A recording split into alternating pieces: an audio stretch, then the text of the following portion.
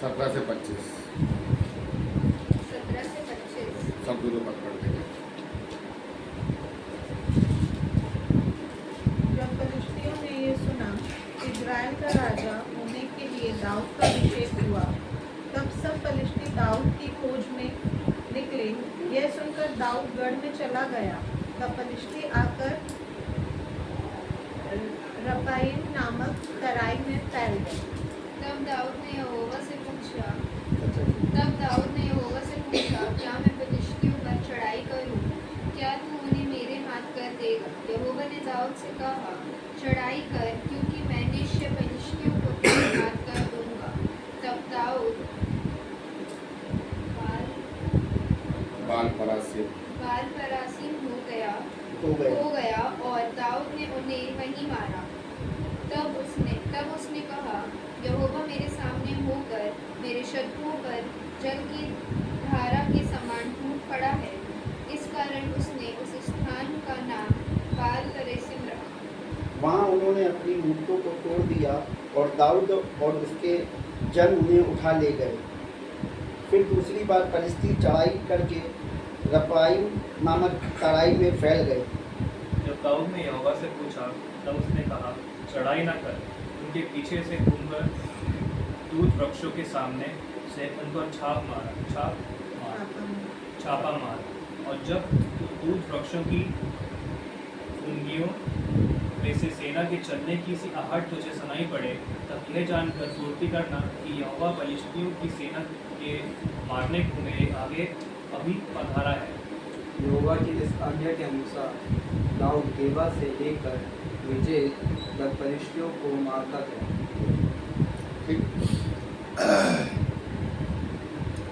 आज जो अपना टॉपिक था, क्या मैं सही रास्ते पर। जब भी टॉपिक मिले तो उस पर चिंतन मनन करना बहुत ज़रूरी है। पहले आपको आंसर लिखने के पहले क्वेश्चन अच्छे से समझ में आना चाहिए। अगर क्वेश्चन समझ में नहीं आएगा तो आंसर कुछ का कुछ आप लिखेंगे। रुमित ने भी समझाया, आपने भी समझाया, सारों ने भी समझाया, लेकिन मुझे जो समझ में आया है, किसने क्वेश्चन को सबसे अच्छा समझा। मेरे को समझ में आ गया कि चारों में से किसने क्वेश्चन को सबसे पहले अच्छे से समझा। क्वेश्चन को पहले जब भी मैं टॉपिक दूँ, पहले आप उसको मनन करो कि यार मेरा इंटेंशन क्या है, मैं उस टॉपिक में से क्या सुनना चाह रहा हूँ, और वो टॉपिक जो है अपने आप एक आंसर देता है। ठीक है ना, वो जो टॉपिक है, क्या मैं सही रास्ते में हूँ, वो क्वेश्चन ही बता रहा है कि आंसर क्या है। लेकिन समझने का फर्क पड़ जाता है। पहली चीज़ समझने का फर्क पड़ेगा तो समझाने का भी फर्क पड़ जाता है। अगर आपने सही समझा है, जैसे सालूम ने जो स्टार्टिंग पोर्शन था वो बिल्कुल बहुत अच्छा था, जैसा मैं चाह रहा था कि हाँ वो टॉपिक क्या होना चाहिए। ठीक है ना, तो हमेशा याद रखें, सबसे पहले वचन ना ढूंढने लग जाए। हम लोग क्या करते रहे, वो टॉपिक पकड़े और नीति वचन और भजन संहिता और कहाँ मिलेगा दाऊद और कहाँ मिलेगा शाऊल, ये करने लगा। ये बात का पोर्शन है। अगर हमने बाइबल पढ़ा है, टॉपिक अगर समझ में आएगा तो अपने आप सुलेमान भी आएगा, अपने आप शाऊल भी आएगा। ठीक है ना। अब हम जो यहाँ पर बैठ रहे हैं, हम लोग परमेश्वर को समझने की कोशिश कर रहे हैं, क्योंकि वो हमारे साथ नहीं रहता। जैसे कैसे नहीं रहता, हम जैसे हैं, बात कर रहे हैं, मिल रहे हैं, घूम रहे हैं, वैसा नहीं रहता। अब रहता भी है तो हमारे साथ वैसी फेलोशिप नहीं हो पाती। ठीक है ना। तो अगर मुझे परमेश्वर को समझना है तो इससे अच्छा माध्यम कोई नहीं है। ना प्रार्थना है, ना अभिषेक है, कुछ नहीं है। प्रार्थना से आप परमेश्वर को डीपली नहीं समझ सकते। ठीक है, अभिषेक से नहीं समझ सकते। वो कहाँ से आएगा? वचन से ही आएगा। अगर आप में एनॉइंटिंग नहीं है, आप में अभिषेक नहीं है, पवित्र आत्मा नहीं है, उसके बाद भी जब आप वचन पढ़ोगे तो अपनी साधारण बुद्धि से आप परमेश्वर को कुछ ना कुछ तो आप समझ लेंगे। तो हम क्यों समझने की कोशिश कर रहे हैं परमेश्वर को? ताकि जब हम अपने जीवन में चलने की कोशिश करते हैं और कहीं हम फंस जाते हैं, उलझ जाते हैं या काम नहीं बनते कहीं भी, तो मुझे ये समझ में आने को होना कि उस फंसी हुई कंडीशन में खुदा क्या चाहता है, या पहली चीज क्या चाहता है और वो करना क्या चाहता है। हम लोग कई बार उस फंसी हुई कंडीशन में ना ब्लैंक हो जाते हैं, समझ में नहीं आता कि हम क्या करें, या हम जब नहीं, हमें समझ में नहीं आ रहा कि हम क्या करें, तो परमेश्वर तक को पहुंचने का वो सवाल ही नहीं होता। तो कई बार हम ना ब्लैंक हो जाते हैं। ये जो हम समझने की कोशिश कर रहे हैं, ये इसलिए समझने की कोशिश कर रहे हैं कि प्रभु उस कंडीशन में, उस विपरीत कंडीशन में, या किसी भी कंडीशन में, अच्छी कंडीशन हो, बुरी कंडीशन हो, पारिवारिक कंडीशन हो, कलीसियाई कंडीशन हो, ठीक है ना, हम फंस तो गए हैं, लेकिन परमेश्वर वहां पर काम क्या करना चाहता है, कैसे करना चाहता है। अगर मुझे समझ में आ जाएगा ना कि उस कंडीशन में, फंसी हुई कंडीशन में परमेश्वर ये चाह रहा है, तो मैं परेशान नहीं होऊंगा। हम परेशान क्यों होते? क्योंकि उस कंडीशन में समझ में नहीं आता कि करना क्या है या प्रभु क्या करना चाह रहा है। तो इसलिए हम ज्यादा क्या हो जाते हैं, हमारा दिमाग खराब हो जाता है। लेकिन जब उस कंडीशन में ये समझ में आ जाए कि अच्छा प्रभु यहाँ पर ये करना चाह रहा है, एग्जैक्ट पता चल जाए, तब क्या हमें एंजाइटी आएगी? क्या नहीं आएगी ना, नहीं आएगी ना। अब देखो मैं आपको जो बता रहा हूँ ना, 17वें पद में क्या लिखा है, जब फलिस्तियों ने यह सुना कि इजराइल का राजा होने के लिए दाऊद का, अब देखिए यहीं से लाइन चालू हो रही है। फलिस्तियों ने सुना, मतलब दुश्मनों ने सुना कि इजराइल का राजा होने के लिए किसका अभिषेक हुआ है? दाऊद का। दुश्मनों ने जैसे ही सुना कि दाऊद का इजराइल के राजा होने के लिए अभिषेक हुआ है, क्या हुआ उसके बाद? तब सब फलिस्ती दाऊद की खोज में निकले। जैसे ही अभिषेक हुआ है दाऊद का, तो उसके दुश्मन क्या हुआ? उसको ढूंढने के लिए, तो उसके दुश्मन जब निकले हैं ढूंढने के लिए, तो क्या लॉलीपॉप चुसवाने के लिए, या चॉकलेट खिलाने के लिए, या फूल माला पहनाने के लिए, या फिर युद्ध के लिए? किस लिए निकले? दुश्मन लोग हैं ना, युद्ध के लिए निकलेंगे ना। लेकिन क्या इसके पहले क्या वो ढूंढ नहीं रहे थे फलिस्ती लोग दाऊद को? लेकिन जैसे ही अभिषेक हुआ है और ये लोग निकले, आपका अभिषेक हुआ ना, तो ये समझ जाइए कि जब तक आपका कुछ नहीं हुआ है तब तक आपके शत्रु बिल में घुसे हैं। लेकिन जैसे ही अभिषेक होगा तो शत्रु बिल से बाहर निकलेंगे। समझ रहे? क्यों बिल से बाहर निकलेंगे? आपकी खोज करने निकलेंगे। जब आप इस बात को ठान के नहीं, मान के रखें, जैसे आप प्रभु में बढ़ेंगे तो जो आपके शत्रु नहीं भी है ना, वो आपके शत्रु बन के आपके सामने आ जाएंगे। आप सोच ही नहीं पाएंगे, अरे साहब बताओ, इसको कभी सोचा नहीं था कि ये आदमी ऐसा करेगा। समझ रहे हैं? संसारिक नजरिया बहुत छोटा होता है, हम नहीं समझ पाते। हमें लगता है जो प्यार से बात कर लिया वो हमारा आदमी है, जो हमसे गले मिल लिया हमारे मुसीबत, वो हमारा अच्छा आदमी है ना। लेकिन आत्मिक जीवन में याद रखें, आत्मिक जीवन में नजरिया गहरा हो जाता है तो चीजें ज्यादा डीपली समझ में आने लग जाती है। और जितना डीपली समझ में आएगा ना, तो उतना व्यक्ति के अंदर का वास्तविक नेचर भी समझ में आने लग जाएगा। तो जब वो वास्तविक नेचर समझ में आने लग जाएगा, तब आपको पता चलेगा कि ये मेरे फेवर में है या मेरे अगेंस्ट में है। हमेशा याद रखें, अगर आपका खुदा ने अभिषेक किया है तो कई शत्रु आपके विरोध में क्या हो जाएंगे? खड़े हो जाएंगे। आप कल्पना करना, जब तक आप प्रभु में नहीं थे सब बढ़िया चल रहा था, सब बढ़िया। लेकिन जहां पवित्र आत्मा मिला, जहां वचन का ज्ञान आया, जहां अभिषेक मिला, तो भाई चारों तरफ से फिर डंडे पड़ना चल, ये होता ही है। समझ रहे हैं आप लोग? अभिषेक अगर हुआ है तो शत्रु हमारे विरोध में निकलेंगे ही। लेकिन अब देखो आगे की कहानी। तो यहां सुनकर दाऊद कहां चढ़ा गया?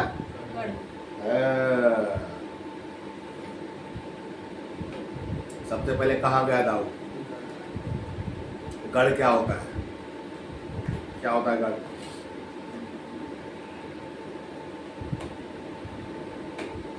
जहाँ जिसके पीछे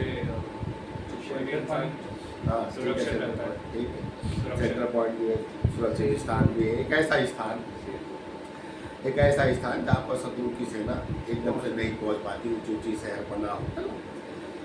अब आप कल्पना करो, अभिषेक पाकर भी ये युद्ध करने नहीं गया। अब आप कल्पना करें दाऊद की क्वालिटी, वो अच्छा योद्धा था, अच्छा योद्धा, सिंह भालू को जो चीर दे फाड़ दे अपने हाथों से, मतलब अच्छा योद्धा था। पहली चीज मतलब शारीरिक रीति से वो क्या था, बलवान था।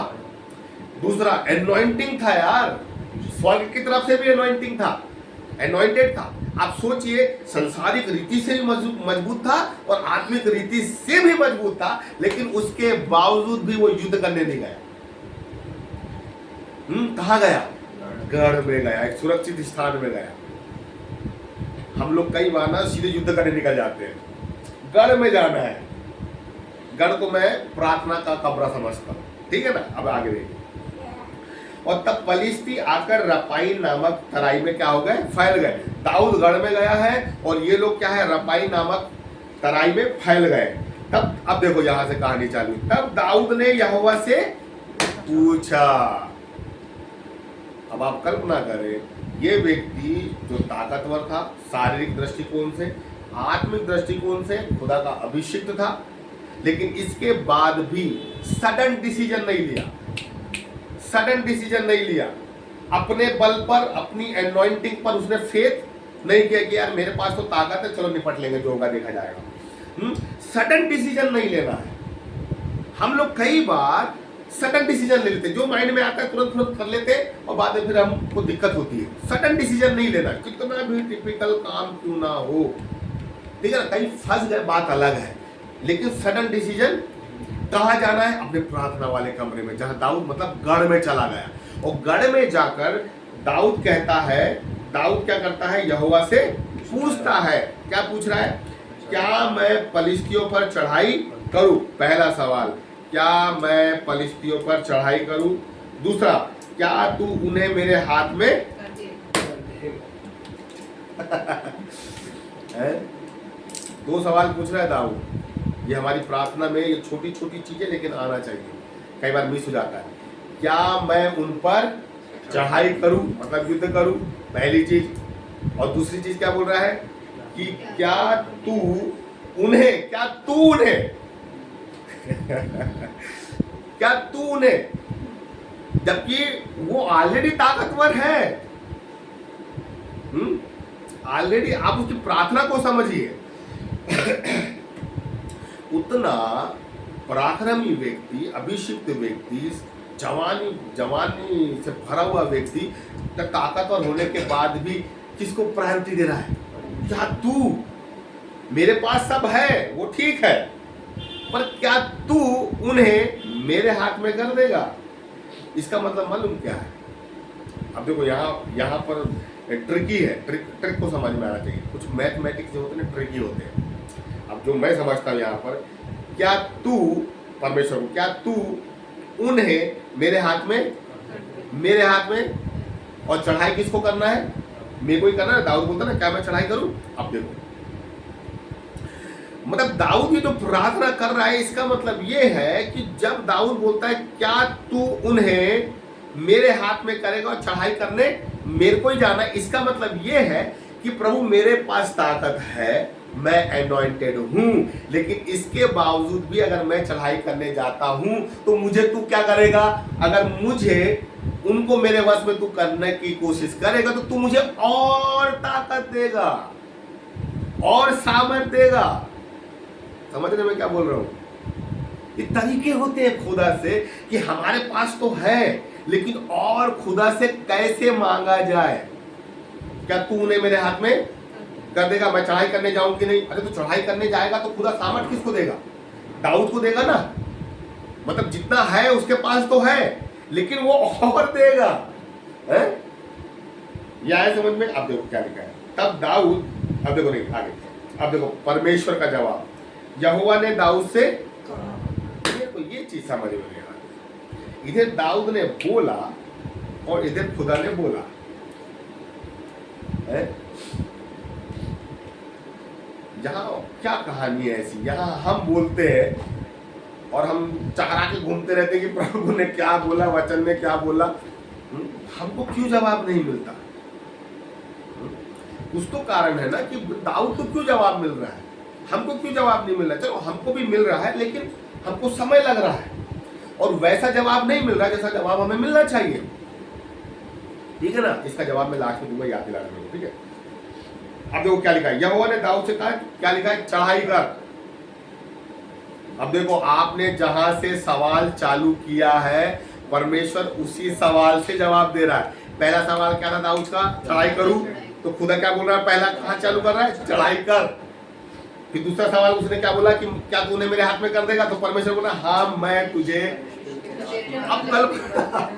अब कल्पना करें कि जैसा दाऊद ने जिस सीक्वेंस में प्रार्थना किया था, चढ़ाई करूं हाथ में कर देगा, और खुदा भी उसको क्या बोल रहा है, चढ़ाई कर हाथ में कर दूंगा। हम जैसी प्रार्थनाएं क्रमानुसार करते हैं, खुदा क्रमानुसार ही हमें जवाब देता है। तो जब हम प्रार्थना करें ना, तो प्रार्थना में भी हमारी प्राथमिकता हमें पता होने को होना कि भाई मुझे पहली प्रार्थना कौन सी करना है, किस विषय के लिए, दूसरा किसके लिए, तीसरा किसके लिए। समझ रहे हैं, हम जैसी प्रार्थना करेंगे खुदा क्रमानुसार वैसा हमें जवाब देगा। ये तो समझ में आया। अब देखिए क्या लिखा है, तब दाऊद बाल परासिम को गया और दाऊद ने उन्हें वहीं मारा। तब उसने कहा, यहोवा मेरे सामने होकर मेरे शत्रुओं पर जल की धारा के समान टूट पड़ा। ठीक है, इस कारण उस स्थान का नाम बाल परासिम रखा। अब देखिए यहाँ पर एक बड़ी और एक अच्छी चीज, बाइबल कह रही है कि दाऊद ने उन्हें वहीं मारा, लेकिन क्रेडिट दाऊद नहीं ले रहा है। वो क्या बोल रहा है, यहोवा मेरे सम्मुख, मेरे सामने होकर मेरे शत्रुओं पर जल की धारा के समान टूट पड़ा। मारा किसने है, दाऊद ने, लेकिन वो बोल क्या रहा है, वो क्रेडिट नहीं ले रहा था, वो परमेश्वर को दे रहा है पहला हिस्सा कि परमेश्वर टूट पड़ा। क्रेडिट वाला खेल ही नहीं है, क्रेडिट में कभी घुसना नहीं चाहिए। समझ रहे ना आज बहुत से लोग क्रेडिट में फंसे हुए हैं, समझ रहे। लेकिन एक सेवकाई में आप बिल्कुल ये चरम पे समझे, जितना अपमान होगा उतना हमें क्रेडिट मिलेगा सम्मान में क्रेडिट नहीं है, हमारे अपमान में क्रेडिट है भाई ठीक है, अब देखिए आगे पढ़ो। इस कारण उसने वहां मूर्तों को छोड़ दिया, दाऊद उसके जन्म को उन्हें उठाया। अब देखो ये पहला हिस्सा था, ये कौन सा था, पहला हिस्सा था। अब यहां से दूसरी कहानी जो मेरे को बड़ा अच्छा लगता है, फिर दूसरी बार पलिश्ती चढ़ाई करके रपाइम नामक तराई में। अब दूसरी बार जो पलिश्ती लोग थे फिर से उसी जगह पर क्या हुआ, उस तराई में फैल गए। मतलब ये, इसको आप समझिए कि शत्रु भी इतने जल्दी हार नहीं मानते, परिस्थितियां भी इतनी ढीठ होती है कि इतने जल्दी हार नहीं मानती। जितना आत्मिक व्यक्ति प्रभु में मजबूत रहता है, उतनी ढीठ परिस्थितियां अपने में मजबूत रहती हैं। अगर वो ढीठ अपनी परिस्थिति में है तो उतनी ताकत लेकर हमें भी चलना पड़ेगा। अब देखिए, जब दाऊद ने, अब देखो फैल गए, जब दाऊद ने यहोवा से पूछा, अब यहां पे कहानी आ रही है। जब दाऊद ने यहोवा से पूछा, तब उसने कहा चढ़ाई। अब यहाँ लिखा है कि जब दाऊद ने यहोवा से पूछा, लेकिन एक पार्ट मिसिंग है, क्या पूछा यहाँ नहीं आ रहा वो है। आप देखो ना, जब दाऊद ने यहोवा से पूछा, पर क्या पूछा वो मिसिंग है, और सीधे परमेश्वर लिखा है तब उसने कहा चढ़ाई। मतलब दाऊद ने जो ऊपर वाला हिस्सा था, जो ऊपर वाला सेगमेंट था कि मैं चढ़ाई करूं, क्या तूने फिर से मेरे हाथ में कर देगा, ये सेम रिपीट है। वहां से दाऊद ने ये सेम चीज परमेश्वर के सामने रखा कि क्या मैं चढ़ाई करूं, क्या तूने मेरे हाथ में, लेकिन परमेश्वर ने क्या कहा, चढ़ाई। अब यहां पर कहानी फंस गई।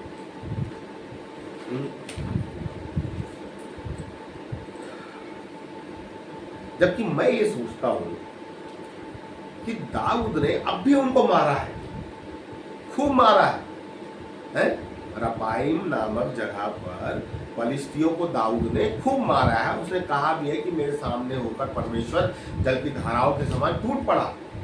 और ये लोग क्या हुआ, फिर से आए हैं। जब ये फिर से आए हैं तो अगर हम लोग होते ना तो हम लोग क्या करते, अरे अब भी तो पटके हैं अपन ने इनको, अब भी तो अपन ने इनको रपाइम नामक जगह पर क्या किया, अब भी तो खूब मार मारा है, आने दो, चलो निकलो, सैनिकों तैयार हो, फिर चलते हैं अपन। समझ रहे आप? लेकिन दाऊद ने ऐसा किया क्या, सेल्फ डिसीजन लिया क्या? एक बार युद्ध जीतने के बाद क्या उसने खुदा की उसी प्रोसेस को दोहराया क्या? उस प्रोसेस को दोहराया क्या? अब आप देखिए, लाल समुद्र मूसा ने 2 भाग किया, मूसा मर गया, यरदन नदी में यहोशू आया। तो यहोशू को तो मालूम था कि यार इसी डंडे के थ्रू लाल समुद्र 2 भाग हुआ है, तो यहोशू को तो क्या करना चाहिए था, उसी प्रोसेस को रिपीट मार देना था कि जैसा मूसा ने लाठी उठाया 2 भाग हो गया, चलो मैं भी यरदन में 2 लाठी उठाता हूं 2 भाग। लेकिन उसने किया क्या ऐसा? लेकिन जब वो उस यरदन नदी के सामने आया तो परमेश्वर ने उसको एक उपाय दिया, डंडे वाला उपाय नहीं दिया, उसको वाचा के संदूक वाला उपाय दिया कि वाचा के संदूक यरदन नदी से होके जाएंगे तो 2 भाग हो जाएगा। अगर आप ये सोचिए कि दाऊद अगर यहाँ पर नहीं पूछता कि प्रभु मैं चढ़ाई करूं या ना करूं, और वो सेल्फ डिसीजन ले लेता या पिछले एक्सपीरियंस के अकॉर्डिंग वो काम करना की कोशिश कर देता कि यार अभी तो मैंने पटका है, अभी मैं निकलता हूं, फिर मैं पटक दूंगा, तो क्या होता, कुछ भी हो सकता था। लेकिन आप ये देखिए, दाऊद एक बार युद्ध जीतने के बाद, एक बार उन लोगों को हराने के बाद, ठीक है ना, घमंडी नहीं हुआ, सेल्फ डिसीजन मेकर नहीं बना, अपने ऊपर कॉन्फिडेंस में नहीं आया। लेकिन उसको मालूम है, उसको एक प्रोसेस पता है कि जैसे मैंने स्टार्टिंग में खुदा से पूछा था, मुझे अब यहां भी खुदा से पूछना है। ये मेन चीज है, थीम ये है। हम क्या होता है, युद्ध जीतने के बाद अपने आप को सेल्फ मोटिवेटेड करने लग जाते हैं, हम सेल्फ मोटिवेशनल बन जाते हैं, हम खुद अपने बारे में सोचने लग जाते हैं, हम खुद ब खुद बहुत सारी चीजें सोचने लग जाते हैं, अरे अभी पटके अभी फिर ठीक कर देंगे, समझ रहे? लेकिन होना क्या चाहिए, उस मेथोडोलॉजी को पकड़ना है कि खुदा से मैंने एक बार पूछा था तब मैं जीता था, अब दोबारा भी वही लोग आए हैं, वही परिस्थितियां निर्मित हुई है, वही चीज रिपीट हो रहा है, तो भाई मैं अब अपने अकॉर्डिंग नहीं, मुझे फिर से खुदा के पास मुझे पूछना पड़ेगा। और देखो यहाँ पर जैसे दाऊद ने पूछा क्या मैं युद्ध करने जाऊं, चढ़ाई करूं, खुदा बोलता है क्या, अरे मत कर भाई मत कर, जबकि ऊपर बोला चढ़ाई कर और नीचे बोल रहा है चढ़ाई। अब खुदा कुछ नया करना चाह रहा है, ठीक है ना? क्या करना चाह रहा है, अब देखिए, अब देखो उसको आइडिया दे रहा है खुदा, यहोवा दाऊद को क्या दे रहा है, आइडिया दे रहा है। आत्मिक आइडिया भी आना चाहिए अपने पास, समझ रहे ना? हर परिस्थिति के हिसाब से एक स्पिरिचुअल आइडिया आना चाहिए, ठीक है? अब देखो क्या आइडिया दे रहा है। पहला बोला भाई तू चढ़ाई मत कर, तूने बहुत युद्ध कर लिया, तू आराम कर, ठीक है? अब क्या बोल रहा है, चढ़ाई न कर, उनके पीछे से घूमकर, जो पलिश्ती लोग रपाइम नामक जगह पर है, उनके पीछे से घूमकर तूत वृक्षों के सामने से उन पर छापा मार। देखो लड़ाई कर ये नहीं बोल रहा है, छापा कैसा मारते हैं, सीआईडी देखिए, आईबी जान तो इंटेलिजेंस ब्यूरो, रेड डालते ना इनकम टैक्स वाले, उसको बोलते छापा मारना। वो कुछ करते नहीं है, छापा मारते हैं, क्या है ये, क्या है वो, कहा है ये, क्या है। तो दाऊद को परमेश्वर ने बोला छापा मार, युद्ध करने बोले पीछे से घूम के जाओ, छापा मार, बिल्कुल सडन हो, हमारे और क्या हो, कौन है ये वाली चीज है, ठीक है? अब देखो क्या लिखा है, और जब तूत वृक्षों की फुनगियों में से सेना की चलने की सी आहट तुझे सुनाई पड़े, तब यह जानकर फुर्ती करना कि यहोवा पलिश्तियों की सेना को मारने को मेरे आगे अब भी बढ़ा रहा है।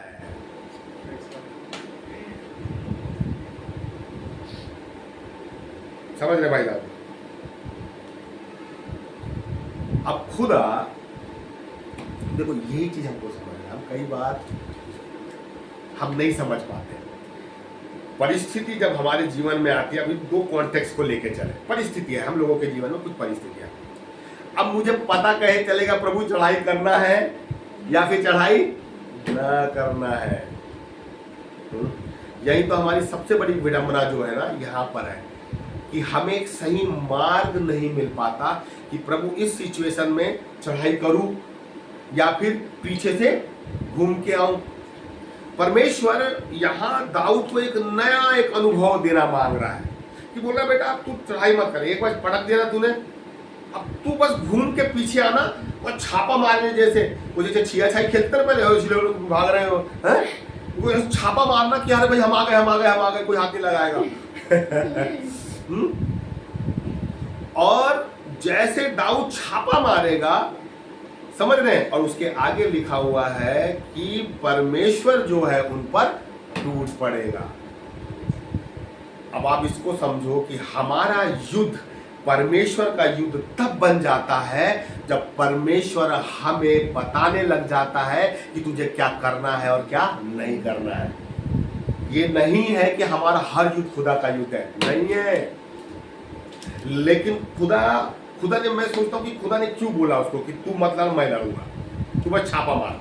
क्यों बोला मालूम? क्यों बोला? खुदा को दाऊद की ये क्वालिटी अच्छी लगी कि यार ऊपर युद्ध जीतने के बाद भी ना दोबारा हम्बल बन के फिर मेरे पास आया कि यार प्रभु हम करें तो करें, क्या करें। ये एक छोटा सा एग्जाम्पल, मान के लो किसी को मैंने ढपली सिखाया, ठीक है, या गिटार सिखाया, मैंने कुछ सिखा दिया। अब मैंने उसको सिखाया भाई, तो स्टार्टिंग में बराबर कुछ नहीं आता था, भैया कौन सा कॉर्ड पकड़ूं, क्या करूं, ये करूं करूं, ठीक है। अब वो सीख गया भाई अब वो बहुत अच्छा सीख गया। अब वो सीख तो गया है तो सीखने के बाद वापस आता है कि खुद ही बोलता है ये हालेलुया ये तुम ही लोग मान के चलो। अब तुम सीख गए, बहुत कुछ सीख गए, बाइबल आ गई, प्रार्थना आ गई, अब कहीं प्रचार में जा रहे हो तो ठीक है, प्रचार तक तो तुम कहीं जाओगे तो पूछोगे, अब तुम्हें सब आने लगा।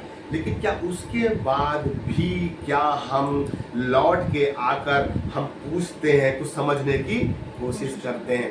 तो परमेश्वर को दाऊद का वो हिस्सा अच्छा लगा कि इतना बड़ा युद्ध जीतने के बाद भी उसने अपने ऊपर इस क्रेडिट को नहीं लिया, लेकिन जब फिर समस्या आई तो खुदा के पास गया और फिर से उसने वो सेम प्रोसेस दोहराई। लेकिन परमेश्वर को ये चीज अच्छी लगी कि बेटा अब तू रुक जा, अब तू मत कर, मैं लड़ूंगा तेरे लिए। तो जो कॉन्सेप्ट है ना, क्या मैं यही सही मार्ग में, तो जिस रास्ते में हम चल रहे हैं, हमारा अच्छा रास्ता अच्छे परिणाम को, बुरा बुरे को करेगा, बिल्कुल फैक्ट है, ठीक है ना। लेकिन समझने वाली बात है, उस अच्छे और बुरे रास्ते में जब हम चलना चालू करते हैं तो क्या मैं परमेश्वर को महसूस करता हूं कि परमेश्वर मेरे साथ उस रास्ते में बना हुआ है या नहीं बना हुआ है?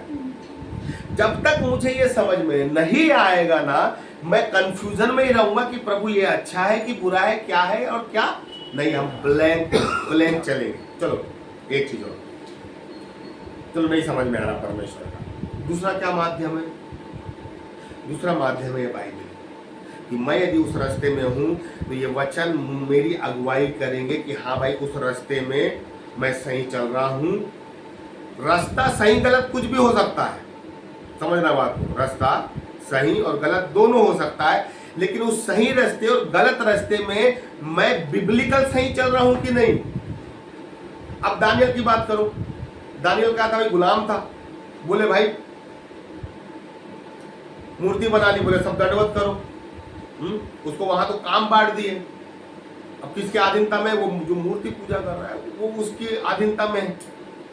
मती 23 क्या लिखा है उसमें कि मती 23 के पहले अध्याय में लिखा हुआ है कि मूसा की गद्दी पर शास्त्री और फरीसी बैठ गए हैं तुम उनकी बातें जरूर सुनना लेकिन उनके काम नहीं करना। इसका मतलब यह है कि कई बार हम एक बुरे रास्ते में भी हमें चलना पड़ता है। क्या ऑफिस में क्या बुराई नहीं है? कहाँ बुराई नहीं है? हम भी 50 चीजें फेस करते हैं प्राइवेट जॉब में, ठीक है ना। लेकिन जब उस रास्ते में हम चलते हैं तो भाई उस रास्ते में चलने पर मैं अपने आप को जांचता हूं कि यार मैं बिब्लिकल सही हूं कि नहीं। इस रास्ते में रास्ता तो गलत है भाई। एडमिशन करवा रहे हैं, किसी को भी फंसा रहे हैं, किसी को उलझा रहे हैं, तो रास्ता तो गलत है ना। लेकिन मैं ये जांचता हूं अपने आप को कि मैं बिब्लिकल सही कर रहा हूं या नहीं कर रहा हूं। कई बार हम लोग जो नहीं करना चाहिए वो भी कर लेते हैं और जो करना चाहिए वो हमसे होता नहीं है। अब जैसे मैं आपको बताता हूँ, हमको पड़ जाती कहानी क्या, जैसे एडमिशन करवाने में, ठीक है ना। अभी बात नहीं करूँगा तो मैं केवल उन्हीं बच्चों का एडमिशन करवाता हूँ जिनको केवल डिग्री चाहिए, पढ़ाई लिखाई से कोई मतलब नहीं है। फीस दो, समझ रहे हो ना, फीस दो और भाई डिग्री लो, ठीक है ना। लेकिन जो पढ़ने लिखने वाला है, अच्छा है भाई, जिसको पढ़ना है क्लास लगाने में, साफ मना करेगा भाई रास्ता तो गलत है। लेकिन मुझे तो पता है ना कि मुझे बचना कहाँ है, मुझे उलझना कहाँ है, बचना कहाँ है। तो रास्ता भाई आप एक चीज गार्ड बांध ले कि जब आप प्रभु के रास्ते में चलेंगे वो रास्ता ना अपने आप सकरा होता चला जाएगा। आप चाहकर भी उन गलतियों को दोहरा नहीं पाओगे। आप पहले चौड़े रास्ते में चलते थे, इधर भी चलना है, इधर भी करना है, इधर भी करना है, लेकिन जैसे जैसे बाइबल पढ़ोगे तो आप अपने अपने सकरे रास्ते में वो रास्ता खुद ब खुद सकरा होता चला जाएगा। और वो होना भी चाहिए एक समय के बाद। तो एक चीज जो गार्ड बांधना है, दाऊद युद्ध जीता है, परमेश्वर ने उसको जीत दिलाया है, लेकिन दाऊद ने ना जो बेस को पकड़ के रखा।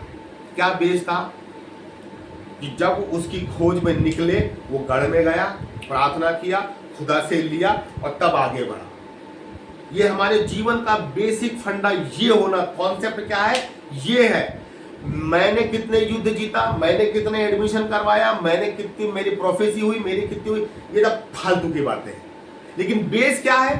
बेस ये है कि मैं आज से 4 साल पहले भी खुदा से पूछ के काम करता था और आज भी और आने वाले 5 साल के बाद भी मैं घर में जाऊंगा और मैं प्रार्थना करूंगा। और प्रभु के ऊपर है, चाहे तो वो स्वप्न के द्वारा, नींद के द्वारा, किसी व्यक्ति के द्वारा, प्रचार के, तो किसी के भी द्वारा वो मुझ पर अपनी बातें प्रकट करेगा।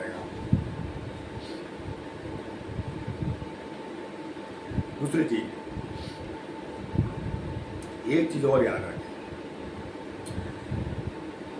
ये ऐसा नहीं है कि खुदा ने ये बोल दिया और मैंने उसको बिल्कुल कॉन्सेप्ट पकड़कर बिल्कुल ढाल लिया और मैं हर सिचुएशन में यही फंडा यूज करते जाऊं। ऐसा भी नहीं होता। दाऊद ने फंडा नहीं बना लिया कि यार युद्ध तो कर लिया अपन ने, चलो वही प्रोसेस कर दे। लेकिन वो दोबारा गया, खुदा से पूछा। हमेशा याद रखना, मजा कब आता है?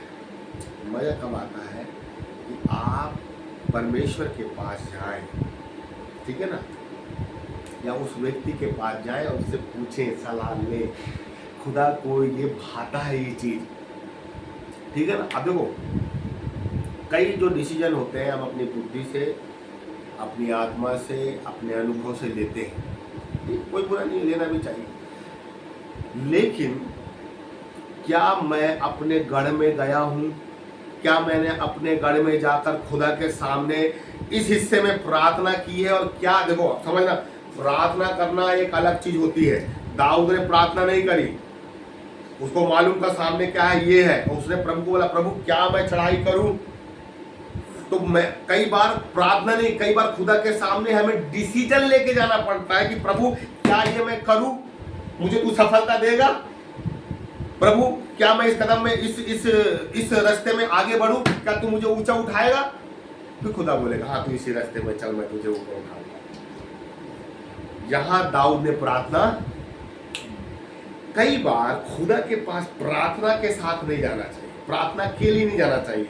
जो मेरे दिमाग में जो खिचड़ी पक रही है, बहुत सारी चीज पक रही है ना, उसको लेके जाती है प्रभु कि मैं क्या ये करूं।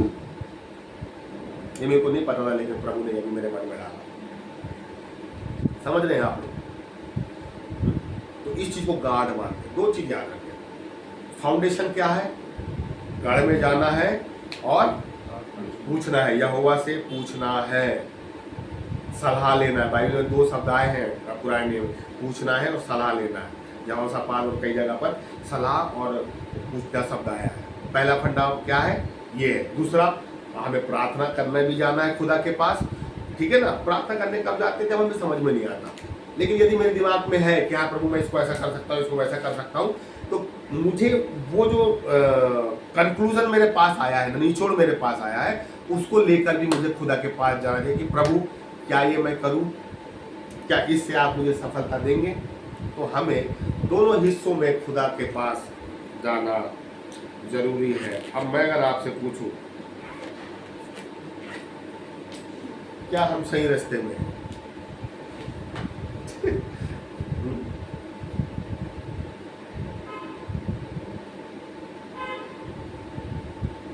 जो मैंने आपको बताया दाऊद के ऊपर से और ये सारी चीज के ऊपर से, तो हमें अपना अवलोकन करना है। ये क्या कर रही है, ये क्या कर रही है, तुम लोग क्या कर रहे हो, आप क्या कर रहे हो, मैं क्या कर रहा हूँ। मैं अपने रास्ते का खुद मालिक हूँ। मुझे मालूम है कि मैं कहाँ गिर रहा हूँ, कहाँ उठ रहा हूँ, क्या कर रहा हूँ। मुझसे अच्छा कोई नहीं जान रहा, आपसे अच्छा कोई नहीं जान रहा। मुझे सेल्फ ऑब्जर्वेशन करना है कि क्या मैं सही रास्ते में हूँ, मैं क्या सही चल रहा हूँ अभी खुदा में। जब तक देखो, प्रचार जो आप लोगों को करना था ना, वो व्यक्तिगत जीवन के लिए था कि मैं क्या सही रास्ते में हूँ, कि हाँ भाई मैं सुबह से जो 24 घंटे मेरा समय है, उस 24 घंटे के बराबर सेगमेंट में मैंने कितनी ईमानदारी के साथ अपना जॉब किया, ये किया, वो किया, और मैंने कितना खुदा के साथ मैं अटैच रहा। मेरे रूम में 5-5, 6 लोग रहते थे, ठीक है। मतलब मैं तो राजा बाबू बन के रहता था। वही आ रहे पाँव दबाने, वही चाय पिला रहे, वो बिल्कुल राजा बाबू बन के रहता था, ठीक है। तो प्रभु कैसा काम करता है। एक दिन अचानक खुदा ने बोला तो अपना काम खुद किया। एटलीस्ट एक लाल बड़ा का मेरा वो था, वो मेरे पूरे इनर वेयर भी वही धोता था, जबकि मैं उसको मना करता था, तो इतना प्यार करता था कि वो सब। लेकिन एक दिन खुदा ने बोला, क्या बोला बस, अपना काम खुद किया था। इसका मतलब मैं जिस रास्ते में था वो सही रास्ता नहीं था, जो मैं करवा रहा था सही नहीं था। प्रभु ने भी देखा, एक समय तक देखा, उसको समझ में आए तो सुधर ही नहीं रहा है, तब प्रभु ने फिर बात की। लेकिन कई चीज हम लोग नहीं समझ पाते, अपनी छोटी बुद्धि के द्वारा कई बार नहीं समझ पाते। लेकिन जब नहीं समझ में आ रहा है तो गढ़ में जाना जरूरी है। अगर नहीं समझ में आ रहा है, गढ़ में जाओ। समझ में आ रहा है तो खुदा के साथ, उस विचार के साथ आगे बढ़ो। तो जो रास्ता है, आज हम लोगों को खुद अपना अवलोकन करना है। क्या मेरा रिलेशन लोगों के साथ, खुदा के साथ सही है? क्या मैं वचन के अनुसार मैं फ्लक्चुएट तो नहीं हो रहा, मैं सही चल रहा हूँ कि नहीं चल रहा हूँ? तीसरी जो मुख्य चीज है, अपडेशन बहुत जरूरी है। समझ रहे हो? हम सब कर लेते हैं, अपडेट नहीं करते अपने आप। कैसा अपडेट? जो रूमित को मैंने बोला था कि रूमित 1 महीने तक अपने मम्मी पापा को क्या करेगा, खिला दिया भाई चाय, जो थोड़े में ईमानदार नहीं। तो अपडेट का मतलब क्या है? अपडेट का मतलब ये है कि यार मेरा एक दायरा था कि भाई मैं ऑफिस से आता था, ऑफिस से आने के बाद अपना खेल कूद, ठीक है। लेकिन अपडेट क्या है? इसके बाद अपडेट ये है कि फिर मैं अब समय समय पे मैंने महीने को भी हाथ में ले लिया कि भाई मेरे को पढ़ाना है। मैंने आरजू का भी जो भी छोटा मोटा काम है मैं वो भी कर लिया। अपडेट कैसा करोगे भाई? क्या मैं अपडेट कर रहा हूं? देखो हम लोग आत्मिकता में ज्यादा घुस जाते हैं, प्रार्थना, बाइबल, कोई बुरा थोड़ी है।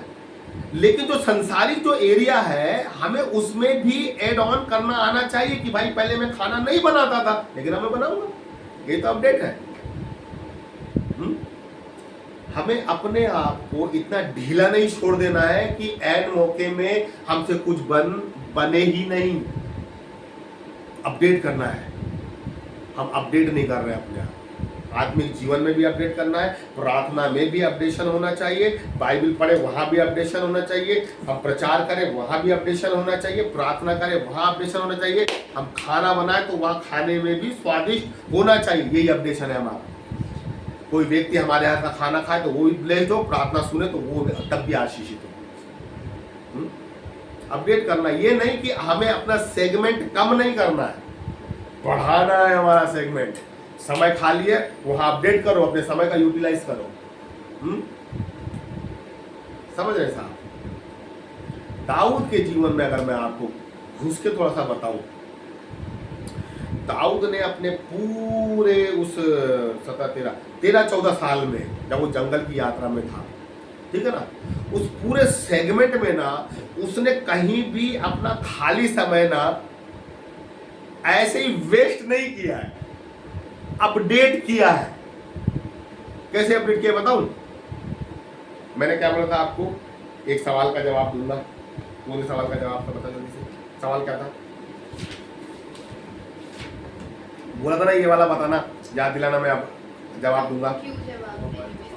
है? हमको क्यों जवाब नहीं? तुरंत जवाब। दाऊद को तुरंत जवाब क्यों मिला?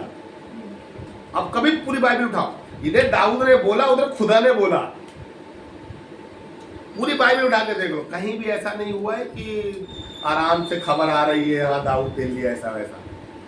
क्योंकि दाऊद ने ना अपने जो जितना समय था, जंगल का समय था या कोई भी समय था ना, अपने समय को ना उसने यूटिलाइज किया। वो जंगल में आप वो जो पढ़ते हैं ना, ये भजन संहिता 42, क्या है भजन संहिता 42 की नहीं 43 है, जैसे हिंदी नदी के जल के लिए हाँकती है। अगर आप भजन संहिता पूरा पढ़ोगे तो भजन संहिता उसके जो 13 साल के जंगल का सफर था वो पूरा भजन संहिता उसने उसी में लिखा है। अपडेट किया उसने खुदा के साथ, और गहराई से अपडेट हुआ है वो। उसने अपना समय वेस्ट नहीं किया, लेकिन अपने समय का यूटिलाइज किया, अपडेट किया अपने आप को। इसीलिए खुदा जब उसने अपने समय को वेस्ट नहीं किया तो खुदा उसके सवालों का जवाब देने के लिए वेस्ट नहीं किया समय। हम वेस्ट करते हैं समय, इसलिए खुदा हम जितने परिमाण के साथ, समय के साथ खुदा से सवाल का जवाब लेते हैं, खुदा उतना ही समय लगाकर हमको रिटर्न करता है। लेकिन दाऊद के जीवन में उसने समय वेस्ट नहीं किया, वो हर एक समय खुदा से जुड़ा रहा। तो भाई जो व्यक्ति 24 घंटे जुड़ा है तो प्रभु तो सडन उसको ही आंसर देगा ना। उसको तुरंत जवाब मिलने का एक रीजन ये था कि वो हमेशा खुदा से चिपका रहा। ये तुरंत जवाब मिलता रहा उसको, जो टाइम वेस्ट नहीं करता और टाइम में लगा रहता है खुदा के साथ, तो खुदा भी उसके साथ टाइम पास नहीं करता, टाइम वेस्ट नहीं करता, तो तुरंत जवाब देता है। तो हमें क्या करना है? अपने आप को अपडेट करना है कि मैं पहले कितना काम करता था, अब मुझे इतना काम करना है। मैं 12 से 3 करता था, मुझे 12 से 4 करना, मुझे बढ़ाना है। प्रभु से यदि पाना है, अच्छा पाना है, बेहतरीन पाना है, टाइम मैनेजमेंट आना चाहिए, टाइम वेस्ट नहीं करना है। खुदा हमारे एक एक समय पे निगरानी रखा हुआ है। अगर मैं सोनिया से प्यार करता हूँ तो मेरे दिल में ये रहेगा ना कि मैं सोनिया से ज़्यादा बात करूँ, ज़्यादा बैठूँ, बातचीत करूँ। और मैं यहाँ बैठा हूँ और सोनिया पूरा घर का काम करके जैसे उधर से घूम के आधा घंटा यहाँ बैठ के और भैया चाय पिला के फिर भाई, उससे मुझे दिक्कत नहीं, मैं तो बैठा हूँ, मुझे जितना रिस्पॉन्स मिलना है। लेकिन आप देखिए खुदा एक एक चीज को बारीकी से जांचने वाला खुदा है। वो देख रहा है ना कि यार इसके पास समय था लेकिन ये समय का वैसा यूज नहीं करी, मैं इसके सामने बैठा हूँ। तब भी हम टाइम वेस्ट कर देते हैं, बहुत टाइम वेस्ट करते हैं हम लोग। टाइम वेस्ट नहीं, टाइम यूज करना है। टाइम यूज करेंगे तब भाई हमारे में क्या होगा भाई? अपडेशन चालू होगा। अगर हम में अपडेशन चालू होगा तो आपके प्रचार में, आपकी प्रार्थना में, आपके आत्मिक जीवन में अपने आप अपडेशन दिखाई देगा। ठीक है ना? और मैं आपको बताऊं, मैं बहुत दिनों से आप लोगों पे वॉच करता हूं, अपडेशन गायब है भाई। समझ रहे? अपडेशन नहीं हो रहा है। जितना पाया है उतना पाके अगर बैठ जाना चाह रहे हो, ठीक है ना, तो इसमें मज़ा नहीं है। मैं आपको बताऊँ, अभी खुदा के पास बहुत अच्छी अच्छी चीज़ें रखी हुई हैं। ये सोचो कि हमेशा जितना पाओ ना, ये सोचो कि प्रभु मुझे कुछ मिला ही नहीं है, मेरे जीवन का ये फलसफा है, कितनी भी चीज़ मिली है मेरे को लगता है प्रभु तो कुछ दिया ही नहीं हो आपने, यार आपको बहुत पाना है। तो हम लोगों को अभी जो मिला है ना, मेरे को 2-3 चीज़ मिली है, इतने में संतुष्ट नहीं होना रे बाबा, है हमको और पाना है और मेहनत करना है, ठीक है। तो अपडेट करना भाई, अब पूरा 1 महीने बाद फिर तुमको एक टास्क देता हूँ, 1 महीने तक मम्मी पापा को पिए या ना पिए, हम आशीषित क्यों होते हैं? तो चाय पिलाएगा उसके लिए आशीषित नहीं होगा, किसके लिए आशीषित होगा? मैंने बोला है तेरे को, आज्ञा का पालन करने से आशीषित, चाय बनाने से आशीषित नहीं है। लेकिन मेरी आज्ञा को मानेगा 1 महीने तक तो उसकी ब्लेसिंग अलग है, और चाय पिलाएगा 1 महीने तक तो उसकी ब्लेसिंग अलग है, ठीक है ना। कुछ दिनों में सालों को भी यही वाला मिलेगा हिस्सा, तुम 1 महीने कंप्लीट करो कि ये चाय पिलाएंगे इससे अपन इसलिए ये बनाएगा। हमारे जीवन का सबसे बड़ा प्रभाव हमारे घर में पड़ना चाहिए कि हम बदले हैं, कुछ हुआ है, खुदा ने अंदर से कुछ काम किया है। मजा तब है भाई, समझ रहे हो ना। तो हम लोग बैठे थे तो अर्चना भाई बोलती है कि तुम्हारा शिष्य कैसा है, मैं बोला तो आप बताओगे भाई मैं क्या बताऊंगा, मेरे लिए तो बहुत अच्छा है तो बात के लिए पता नहीं कैसा है भाई। आप ये समझो वो तो अच्छा है, कभी वो पूछे नहीं तो नहीं पूछते हो। कहने का मतलब अगर आप में चेंज हुआ है, कुछ चीज़ें खुदा ने डाली है, ठीक है ना, तो उसका प्रभाव लोगों को प्रभावित करता है। सबसे पहले घर में चेंज आना चाहिए। तो 1 महीने तक चाय देखते हैं, और इसको भी देखिए 1 महीने तक खाना बनाइए। कर रही है आजकल, बहुत कम कर रही है आजकल सब ये आजकल महत्वपूर्ण था ना, आजकल ही कर रही है मतलब। देख उनको भी कुछ बर्तन वर्तन काम कर लेंगे, सब काम कर रही है, हीरो लोग नहीं बनाते सब काम कर रही है। ठीक है। तो आज की हमारी प्रार्थना का क्या रहेगी? आज की हमारी प्रार्थना दाऊद के उस हिस्से में, पूरी कहानी समझ गया ना, उसका निचोड़ भी निकल के आ गया। अब जब इस निचोड़ को आप अपने अंदर लोगे, ठीक है ना, तो ये ही निचोड़ आपको रिजल्ट देगा, समझ रहे हो। अगर रिजल्ट चाहिए तो इस निचोड़ को क्या करना है? प्रार्थना में हमें उंडेलना है। चलो भाई,